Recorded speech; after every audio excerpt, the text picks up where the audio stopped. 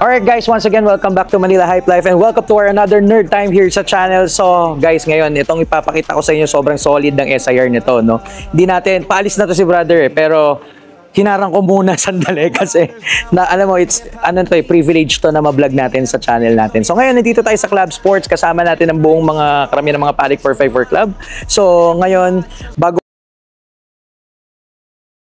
umalis si Brother JP. Yan, Brother JP. Hello. Kilala nyo na yan si Brother JP, di ba? Yan, kilala nyo na yan si Brother JP, di ba? Kaya, guys, papakita namin sa inyo yung build niya, no? Itong SR niya na napaka-solid talaga. So, papakwento ko lang sa kanya kung ano yung build na meron siya dito. Yes. Actually, itong kotse ko, SIR is orig na SIR. Ang setup naman niya is yung tinatawag natin ngayon na OEM Plus. So, most of the parts is OEM and then brand new. Baga, ni-restored na natin siya. Hindi na siya yung mga luma. Even the headlights, like that, mga tornilyo, bolts, lahat yan is OEM brand new. So, yun yung OEM Plus, no? So, then, yung para sa akin, OEM Plus is hindi siya yung setup na loud. So, parang more on stock parts lang siya. Malinis. Tapos konting modification. Konting modifications. And, di ba, again, this is already a change engine, no? Yes, change engine to a B16B Type R. From diba? P6AD1 na stock na SIR. Pero nakuha mo to nung time mo na pinalitan mo, is all stock. Yes, so all stock siya talaga. Ikaw na talaga nagpalit ng lahat ng lipat mo to, pati no? Pati yung paint niya, actually. Orig siyang passion orange, pero restored na. Etong engine, ikaw na nagpalit? Pati engine. Oh. Pati engine, yes, ikaw na nagpalit. Engine. Nang mabili ko siya, stock na SIR engine. Yung local. Tapos ngayon pinalitan mo ng B16 na. Yes, so brother, question. Nung time na nakuha mo to, ito na yung nun? Hindi din. Ito actually, yan ay binili ko kay Boss Lems. Okay. Yes. Sa kanya mo na nakuha to. Guys, again, natutunan ko lang ito ngayon kay Brother JP. Iba ang 18C. Ang 18C compared sa SIR, meron tayo kasi sa SIR na tubo eh. So, yung meron tayo sa tubo sa SIR, may parang pailalim yan na parang drum doon. Itong na kay Brother JP is 18C siya, no? Yes, tapos so, wala na siyang air intake tube siya na 18C. Na Type R. Yes, so pang Type R. So, stock for sure, mahirap pumanap, no? Hindi naman, kasi actually meron din. Banggitin ko na lang din although yan, binili ko yan kay Lems. Oh, yeah. Kay Doc Ronaldo Sanchez din. Oh, meron. Meron pala siyang stock niya. Brand new. Brand new. Oh. Alam ko meron. Oo. Sobrang solid. Kita nyo ba yan? Kasi ako preferred ko talaga pag naka-group M ganyan. Oh, I mean, I have nothing against naman doon sa mga naka-aluminum o whatever. Naka-aluminum fab eh. Oo, pero yung sa akin, ang tapang kasi nung detail eh. Na meron, nakikita mo may mga detail, may mga pattern yung tube mo. Tsaka nagbe-blend siya dun sa mismong carbon. Yeah. Oo, tama. Black lang, di ba? Malinis.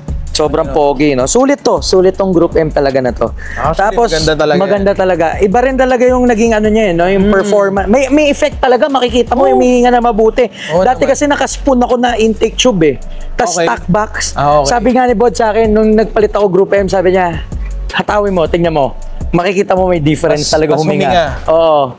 So yun. So ngayon, syempre, Cusco tie down. At syempre, ito talaga, nakakaano to. Sipi mo, orig na orig. Brothers, orig yan ha. Orig pa na sticker, di ba? Hindi replacement.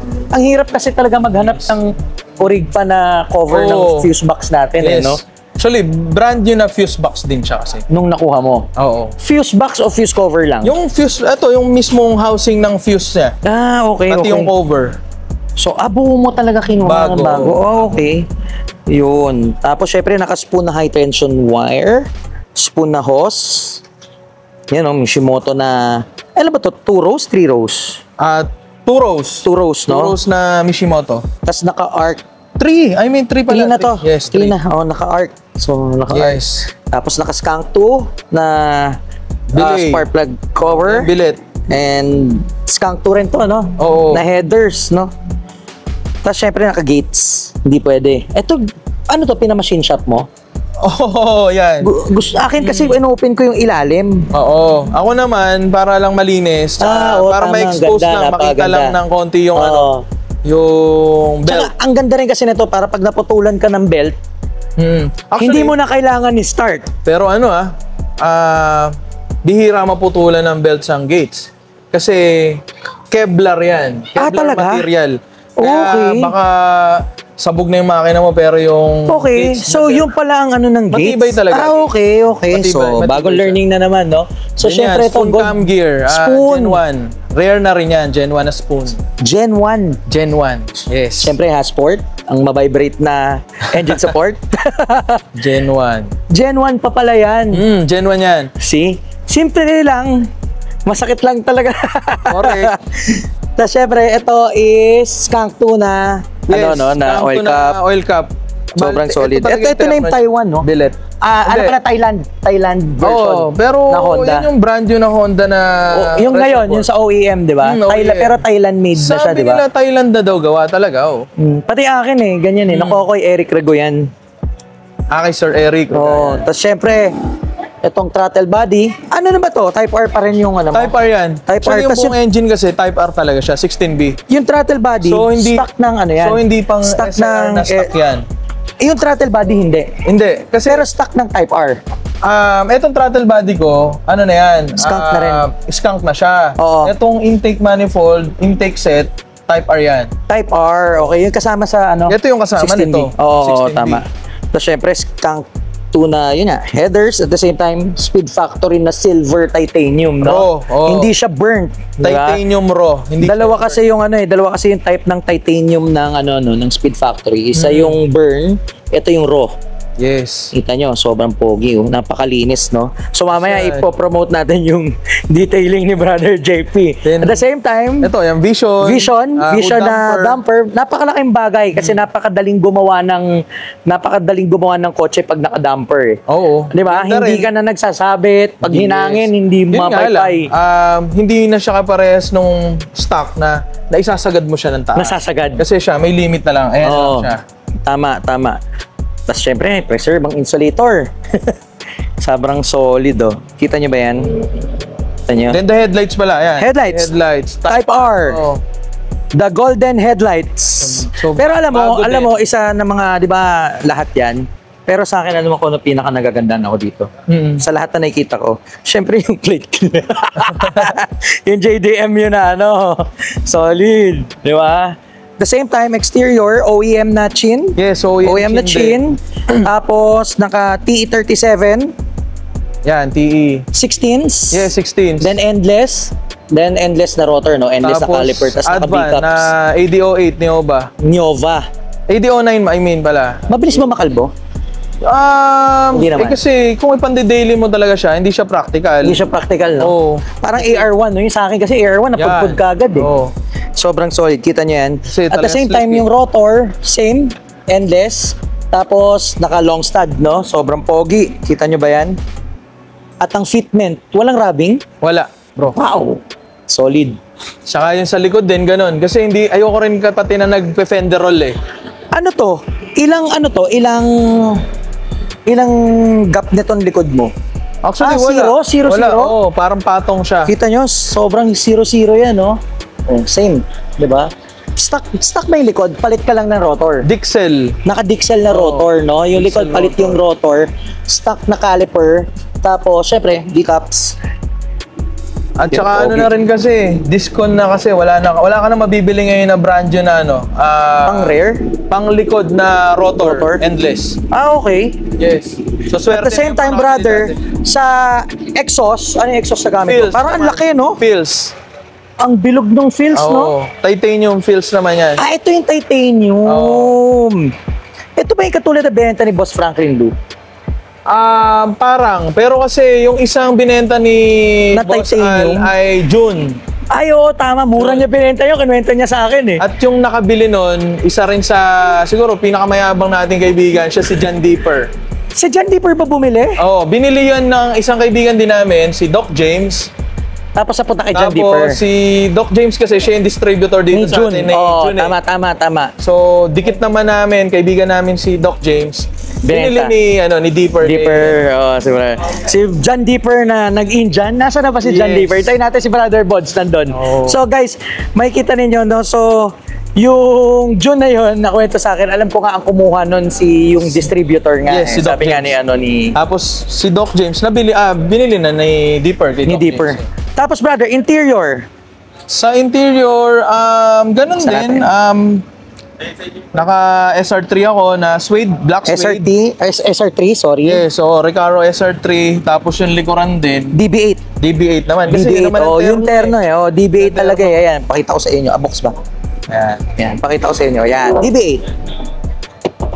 Kita nyo? Alright. Sobrang linis. So, iba talaga pag may detailing shop eh. At favorite ng bayan na mating? Yan, Hippotech. Malinis din kasi talaga si Hippotech eh. Kaya... Tapos spoon gentry steering wheel, no? Tapos syempre, spoon na rear view. Spoon na ano. Alam mo brother, sobrang tuwang-tuwa ko dito kanina. Kaya sabi ko, kinulit talaga kitang wag natin palalagpasin. Kasi, alam mo, fan build yung ano mo eh. Fan build yung kotse mo eh. Meaning, not all solid beam. It could also inspire people who are building na hindi na nila kailangan habulin pag spoon all around spoon ka dapat. Mabigat na rin ha. So at least yung mga ganitong build may kita nila na pwede pala akong gumamit ng skunk to kasama ni spoon, no? Ni spoon, tas pwede pala ako maglagay ng no? Brother, ano mga challenges na inabot mo dito? Siyempre, dahil lumang kotse, kailangan mo siyang, alam mo yon, kaya nga OEM Plus, gusto mo halos bago eh. So, challenges niyan, halos lahat, ang dami mong papalitan. Daming mga 90s car na yan eh. Exactly. So, kaakibat niyan yung mga sakit na talaga ng kotse. Exactly. So far, ito naman, mabuti na lang din, yung kotse is fresh yung kaha. Wala pa nung nakuha mo, no? Yes. Ikaw na nagpa-change color nito? Actually, hindi siya change... I mean, pinahilamos. Yes. So, pinahilamos. Barbecue, binarbecue mo ba? Oo. Binarbecue. Ano yan? Restore. Purig na orange talaga. Ni-restore lang namin yung kulay. Para maganda. Tsaka kuha mo pa rin yung orange, no? Actually, ang orange naman, ang hirap, parang yan ang pinakamahirap na yan eh. Based dun sa pintor namin, parang may tatlong shade daw talaga si Passion Orange eh. Merong medyo lighter. May darker. Ito darker. Yan yung nasa gitna eh. Okay. Meron pang mas dark eh. Kasi yung dark parang ang layo na, no? Merong yung dark parang alam mo yung nalalapit na sa Wigo na color. Oo. Okay. Vios Orange. Sobrang solid. So, tapos, syempre, change engine. Pero nung sinimulan mo tong project mo, sinimulan mo ng tama na, no? Hindi ka lang basta nilagay mo, tinapos mo muna para for the sake na matapos lang, tapos inulit-ulit mo na lang yung mga pira-piraso. Siguro dumaan din naman tayo doon sa ganun, bro. Hindi naman natin pinagkakaila yun. Dumaan din tayo doon sa nagkabit din tayo ng fake. Sinalpak mo na. Nagkabit din tayo ng mga fake na pyesa. Kasi yun lang ang afford that time. That time. Tapos hindi rin naman tayo sobrang knowledgeable sa pag-o-auto dati. Na ngayon, marirealize natin, better na preserve mo na lang yung stock kung hindi naman natin kaya pamumili ng mga mamahaling brands. Malinis lang. Keep it clean. Keep it clean. Diba? Kaysa bumili ka nung copy na may risk. Yun na, aksidente. Pwede mabasag yung wheels. Mabasag yung steering wheel. Steering wheel din, delikado ha. Actually, if you're not racing, basta kung ikaw kaya mo, i-maintain na hindi ka naman humahataw madalas, okay lang. Pero kung masyado kang mahataw na tao, risky masyado yung steering wheel kasi nababali no? So yan, ngayon brother, question, nung kinabit tong makina mo, ikaw, siyempre ngayon, dito mo na ba yun? Pinag-practicean mo pa rin to? O talagang, hindi, bago ko ikabit yung Type R, lagay ko na yung mga tamang parts para pag kinabit ko, isahan na lang. Yun ang ginawa ko. Yun ang ginawa mo? Bago ko siya ikabit, inipon ko muna yung mga pyesa. Exactly. Niload mo muna. Para, alam mo yun, hindi, kasi yung pagtatanggal kabit, doon nasasayang eh. Hindi, doon nasasayang yung pyesa, nasusugatan. Yeah. Babaklasin ko na naman si tornilyo nito. O di masusugatan na naman yung bolts. So, tama. Magandang, alam mo yun, parang nagbubuo ng Lego. Tama. Sabay-sabay natin siyang buuin. Tsaka at the same time, pag bumuo ka, hindi ka na magkakalas-kabit din. Lalo na kung ganito kakintab yung pintura mo. Kasi syempre, tatamaan to ng mga gumagawa. Hindi maiiwasan, di ba? Brother, ngayon nabuo mo na ano ang happiness na experience mo dito ngayon. Syempre, Brother, for sure, many people know this car. Kasi maraming tao nakakilala sa'yo. At the same time, marami ka na rin clients sa shop. Anong happiness na na-experience mo after na nabuo mo na itong, ano mo, as of now? Sa akin, pansarili, syempre, yung satisfaction na, eto, nabuo ko yung kotse na ganito na, maayos na maayos na. And then, alam mo yun, na-appreciate na ibang tao, yun yung masaya eh. Nakikita ng mga tao na, wow, ito yung kotse na gusto rin namin, nabuo niya na-execute niya ng tama, na malinis, no? Hindi naman natin sinasabi, magaling tayo eh. Pero, alam mo yun, may mga sinusundan din naman kasi tayo. Mga nagiging inspirasyon. Guided din naman tayo ng mga ibang mga kaibigan natin na nauna na dyan. Exactly. Sinunod lang natin kasi yun yung tama. Pero hindi naman natin siya binuo para sa kanila lang. Kumbaga parang nag-guide, humingi ka lang ng guidance on your build kung tama ba yung kasi gagawin mo. Kasi yung kotse mo naman, ikaw naman ang masusunod dyan. Exact. Kasi nga sabi ko nga yung kay Brother Bods nga yung kay Brother Bods nga, sabi nga niya sa akin, wala namang masama magtanong. Magtanong ka lang. At least mabuo mo ng tama yung gagawin mo. Tsaka yun lang, kasi may mga iba kasi na, actually, masasabi ko kasi na itong kotse, siya yung iconic build. Exactly. Iconic build.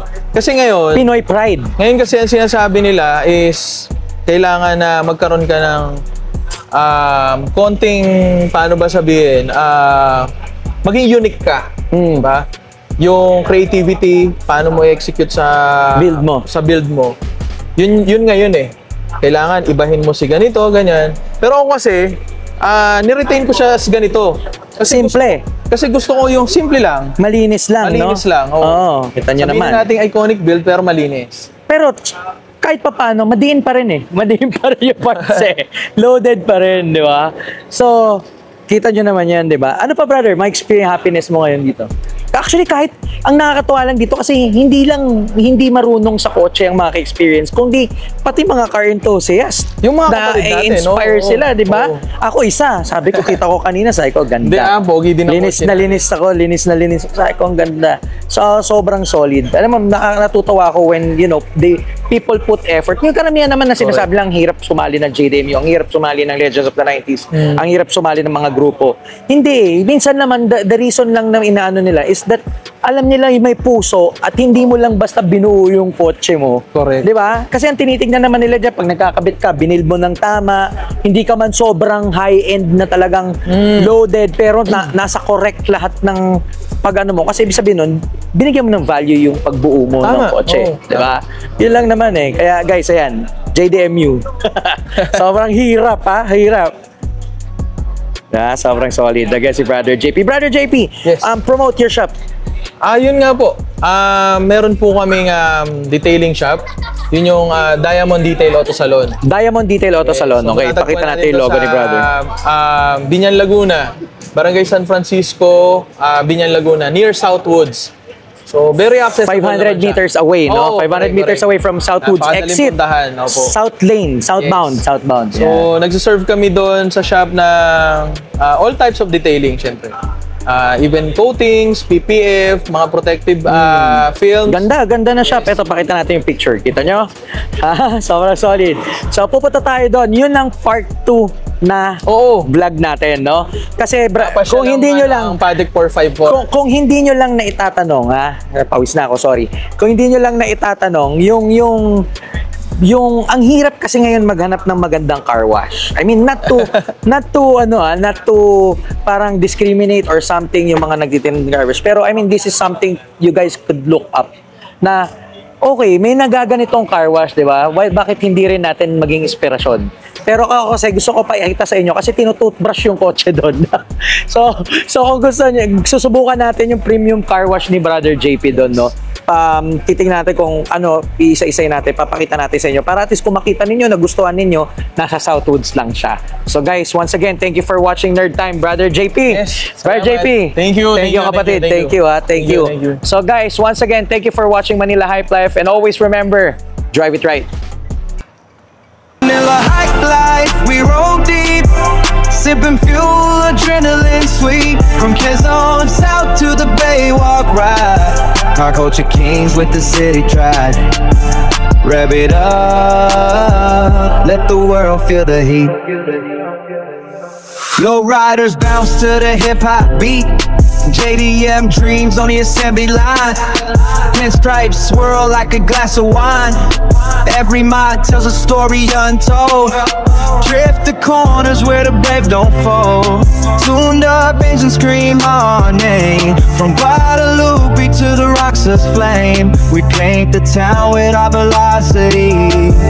Pedal down, vanish like a ghost. Leave them staring at the exhaust smoke. Legend written in every tire mark. Manila greens burn bright in the dark. Manila hike lights, we roll deep. Sipping fuel, adrenaline sweet. From Quezon South where the day walk ride. Car closure kings with the city pride. Rev it up, let the world feel the you.